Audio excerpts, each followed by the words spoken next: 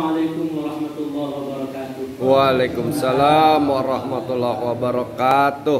Bismillah, alhamdulillah alladzi rahimah man fil qubur bi du'a'i man fil ard wa rahimah man fil ard bi syafa'ati man fil qubur. Wassalatu wassalamu ala sayyidina Muhammad Rauf as-Sabur wa ala alihi wa sahbihi ila yaumil ba'thi wan nusyur. Amma ba'du. Hadaratil asatidz dan mukarramin. Mohon maaf, ini mukadimah yang disengajakan. Karena memang tidak sepatutnya kalau dari tengah jalan pakai mukadimah itu enggak. Jadi kayak ajunan tadi tak betul gitu ya. Saya mau maaf.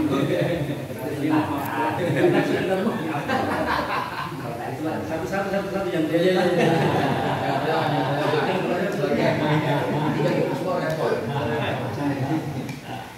sebenarnya bukan sekedar mengupload ya, tetapi ingin juga memberikan jawaban gitu ya. Mukadimahnya adalah alhamdulillah segala puji hanya untuk Allah alladzi rahimah man fil qubur bi du'a'i man fil ard, yang telah mengasihi menyayangi orang-orang ada di dalam kubur dengan doa orang yang masih hidup atau orang yang ada di bumi gitu. Sebaliknya Allah yang mengasihi menyayangi orang-orang yang ada di bumi dengan syafaatnya orang-orang yang ada di alam kubur gitu. Tujuannya itu. Jadi mukadimah tadi tujuannya sebenarnya untuk memberikan jawaban dari 4 pertanyaan tadi secara umum.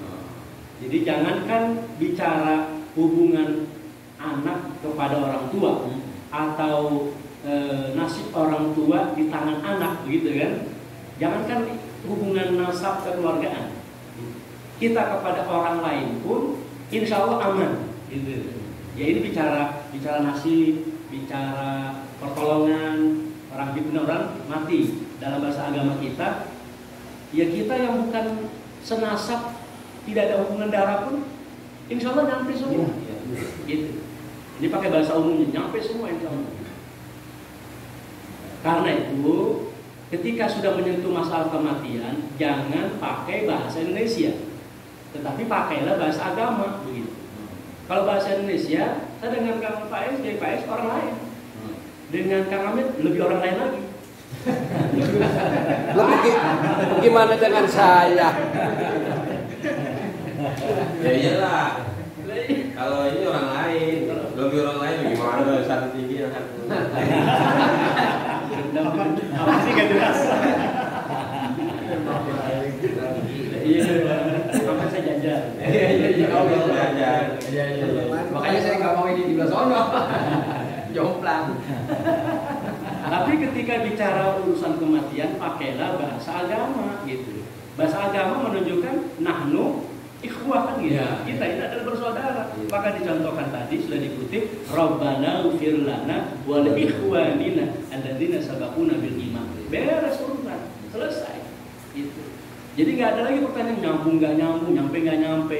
Mau tahu nyampe nggak nyampe, mati duluan nggak? Ntar kita kirimin doa gitu. Kalau nggak nyampe balik lagi kalau bisa. Kan gitu.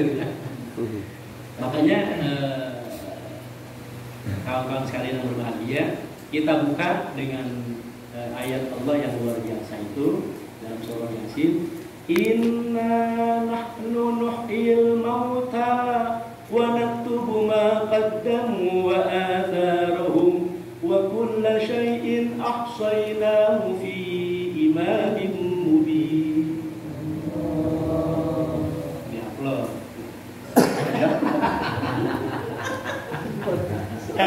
Emang lagi diupload. Sesungguhnya kami maha sanggup gitu kan. Nuh ilmu tak menghidupkan yang sudah mati. Ketika ingin mengatakan yang sudah mati secara jasmani, secara fisik, menggunakan mayitun, mauta gitu. Tapi bagi kita manusia, ya itu ada istilah lain selain mayit gitu. Selain mati dalam bahasa Indonesia. Apa itu wafat? Apa itu wafat? Tawaffa, istaufa artinya apa? Siap menerima balasan. Jadi dari kata-kata wafat itu sendiri yang khusus bagi manusia. Dia siap menerima balasan, baik buruknya. Ya kan? Kita nggak pernah kita gunakan dalam bahasa Indonesia ayam wafat nggak ada, kambing wafat nggak ada. Modar. Modar mati, selesai dia. Tewas. Di dunia tewas selesai. Tapi kalau bagi manusia menggunakan istilah wafat, baik mukmin maupun kafir, ya wafat dia siap menerima balasan. Ya mukmin insya Allah balasannya baik, surga. Kafir, ya balasannya buruk, neraka. Jadi wafat, dari kata-kata wafat itu sendiri yang maknanya siap menerima balasan, itu menunjukkan bahwa yakinilah kematian itu bukan akhir dari segala-galanya, tapi kematian itu adalah awal dari perjalanan yang lebih panjang lagi gitu. Jadi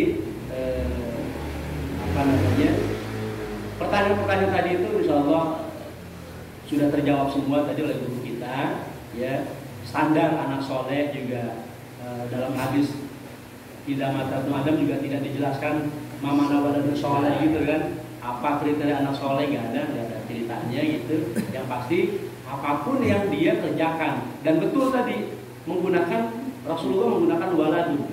Ini seringkali saya sampaikan pentingnya kita membaca bahasa asli gitu. Kalau hanya baca terjemah, ini orang jadinya pikirannya sempit. Anak yang soleh, oh dianggapnya adalah anak kandung gitu. Padahal sungguh luar biasa ketika kita memahami dengan bahasa aslinya. Rasulullah menggunakan waladun, yang mananya adalah ya anak siapa aja, ya, yang dia kemudian mengenal tetua-tetua dia itu, kemudian dia doakan insya Allah nyampe. Kemudian menggunakan soleh, artinya amal soleh apa saja, ya itu bisa nyampe kepada tetua-tetuanya yang sudah almarhumin ataupun almarhumah. Kemudian apa yang bisa diusahakan sudah include itu. Pertanyaan nomor 1, kriteria anak soleh. Kemudian yang kedua, bagaimana yang bisa diupayakan. Ketiga hampir sama. Dan keempat, ini baru tentang ziarah kubur. Ini juga sama kita yakini ziarah kubur ini hanya cara gitu. Ini ya. Saya kalau menjawab pertanyaan insya Allah berusaha dari akarnya gitu, biar selesai urusannya ke sana gitu. Jadi jangan diperdebatkan ziarah kuburnya.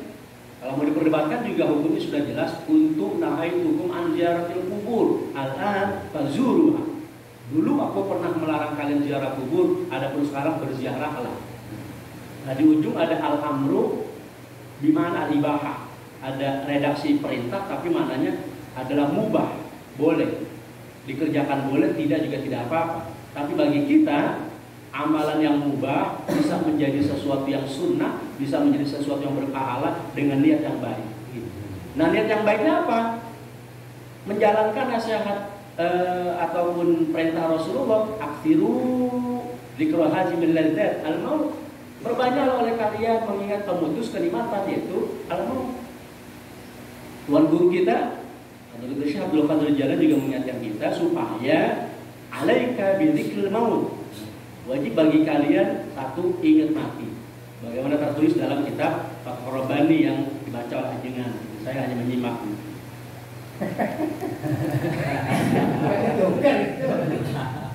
Ya, jadi dzikrul maut ini penting. Jangan dibahas ziarah kuburnya.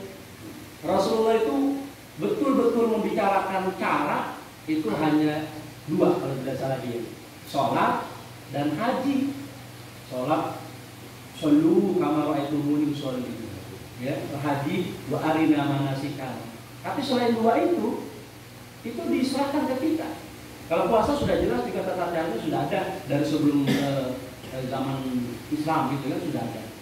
Artinya jangan terlampau bersepi jika kita tidak bisa berjalan karena jarak jauh. Oh ini tambahan lagi, ini moderator yang bagus ini syarat mempercepat kawan saya gitu ini. Itu ya. Itu. Jadi jangan dibahas jarak kuburnya, tapi intisari dari jarak kubur itu adalah dalam rangka dzikrul maut, ingat mati gitu. Ingat mati? Ya. Jawabannya banyak. Caranya banyak gitu. Bisa jarak kubur, bisa memperingati kematian dengan takziah 7 hari, 15 hari, 40 hari. Itu semua kalaupun andai kata umpama misalkan jikalau memang dianggap nggak ada contoh dari Nabi, tapi semua itu tadi masuk dalam kerangka atau lingkaran dzikrul maut. Ingat mas, beres sudah, aman, amaliannya aman udah. Ya, jadi sesuatu yang bisa diikuti gitu. bisa dilaksanakan. Kemudian apa tadi? Ya, jarak jauh. Yang jarak jauh, nggak usah khawatir ya, karena yang penting itu kan adalah doanya. Gitu. Buat apa juga makamnya didatengin, telemetri. tapi nggak ada etikanya gitu. Nah, ini ayah datang mah gitu kan, ya. Doain ayah mah besok mau bikin acara sunatan jaga hujan. Terus gitu bersihin rumput doang terus pulang lagi. Itu kalau emaknya bisa ngomong diteriak tuh emaknya itu, ya, gue cekek tuh anak itu. Nggak ada etikanya kan gitu. Yang penting kan etika kan gitu ya, dengan salamnya, kemudian pentinglah doanya. Nah, maka nggak usah khawatir yang jauh dari makam orang tua kita dengan Fatihah, ya kan, dengan doa itu insya Allah yakin nyampe. Nah hadirin para pemirsa sekalian, saya tutup dengan sebuah hadis Rasulullah. Saya simak semuanya tadi, semuanya udah hampir disebut, tapi masih ada yang belum disebut. Ini sebagai penutup dan sebagai motivasi buat kita semua, bagaimana kita secara pribadi ataupun membantu orang tua kita dalam keadaan husnul khatimah. Ya tadi amalia-amaliannya kita bantu ya, dengan cara tadi lakinu mau apa di kalimat la ilaha illallah ya, kumpulkan orang-orang yang dalam tafsirnya itu bisa yang sudah mati ya, ataupun yang akan mati, ataupun siapa yang akan mati? Yang akan mati yang sudah sakaratul maut iya, yang sudah menyeberang di atas balik iya, tapi kita yang masih jauh pun iya, itu juga calon mati kan gitu ya.